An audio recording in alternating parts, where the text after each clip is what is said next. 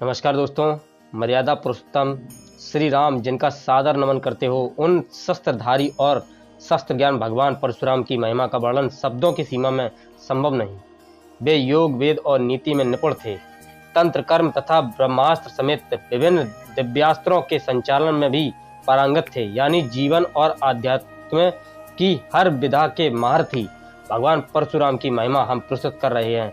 चलिए दोस्तों, शुरू करते हैं। विष्णु के छठे अवतार परशुराम पशुपति का तप कर परशुधारी बने और उन्होंने शस्त्र का प्रयोग कुवृत्तियों का दमन करने के लिए किया। कुछ लोग कहते हैं कि परशुराम ने जाति विशेष का सदैव विरोध किया, लेकिन यह तार्किक सत्य नहीं।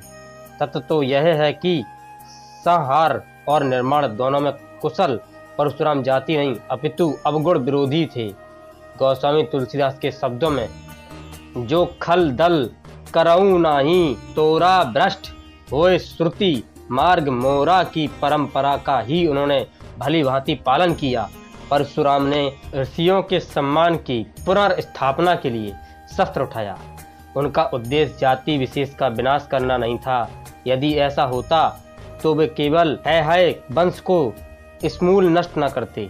जनक, दशरथ आदि राजाओं का उन्होंने समुचित सम्मान किया। सीता स्वयंवर में श्री राम की वास्तविकता जानने के बाद प्रभु का अभिनंदन किया, तो कौरव सभा में कृष्ण का समर्थन करने में भी परशुराम ने संकोच नहीं किया।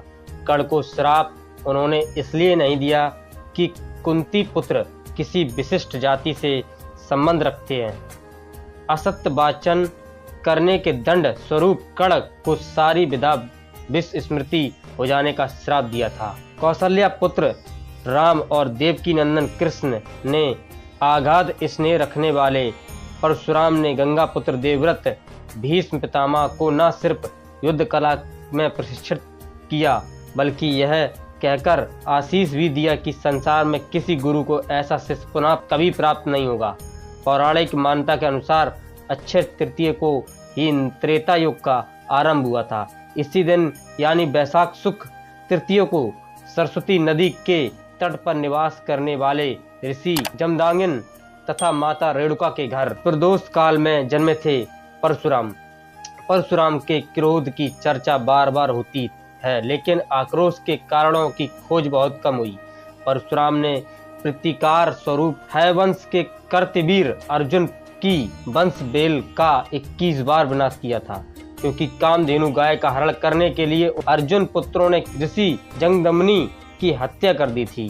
भगवान दत्तात्रेय की कृपा से 1000 भुजाएं प्राप्त करने वाला कार्तवीर अर्जुन दंभ से लबालब भरा था। उसके लिए विप्रवध जैसे खेल था, जिसका दंड परशुराम ने उसे दिया।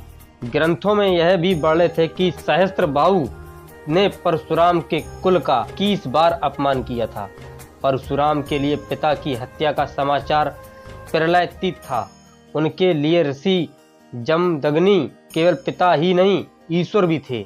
इतिहास प्रमाण है कि परशुराम ने गधों के राजा चित्ररथ पर आकर्षित हुई मां रेणुका का पिता का आदेश मिलने पर वध किया था।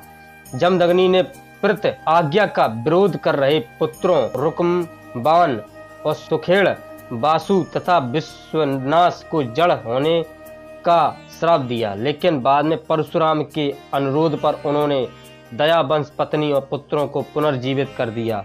पशुपति भक्त परशुराम ने श्री राम पर भी क्रोध इसलिए व्यक्त किया क्योंकि अयोध्या नरेश ने शिव धनुष तोड़ दिया था। वाल्मीकि रामायण ने बालकांड में संदर्भ है कि भगवान परशुराम ने वैष्णव धनुष पर सर संधान करने के लिए श्री राम को कहा। जब वे इसमें सफल हुए तब परशुराम ने भी समझ लिया कि विष्णु ने श्री राम स्वरूप धारण किया है। परशुराम के क्रोध का सामना तो गणपति को भी करना पड़ता था। मंगल मूर्ति ने परशुराम को शिव दर्शन से रोक लिया था। रुद्र परशुराम ने उन पर परशु प्रहार किया, जिससे गणेश का एक दंत नष्ट हो गया और वे एक दंत कहलाए।